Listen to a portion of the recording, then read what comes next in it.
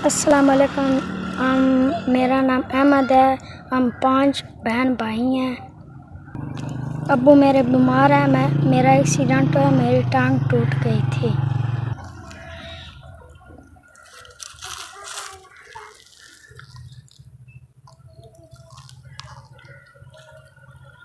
मेरा इलाज नहीं आया, मेरे लात टींगी हो गई।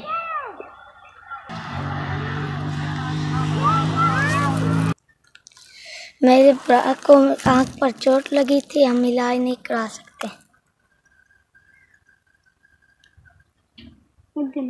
पैसे मिल जाए हम अपने भाई का इलाज करा लें और अपने बूट शूज़ ले लें और अपनी भर्ती ले लें।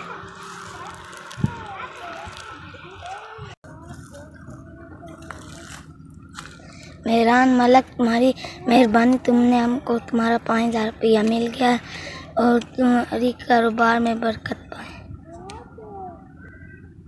अल्लाह तुम्हारी ज़िंदगी करे। इस 5000 रुपये से मैं अपने भाई की आँख का इलाज कराऊंगा। शुक्रिया।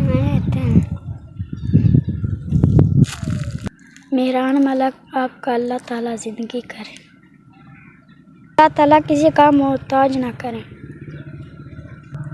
मेहरान मलक, आपका बहुत शुक्रिया।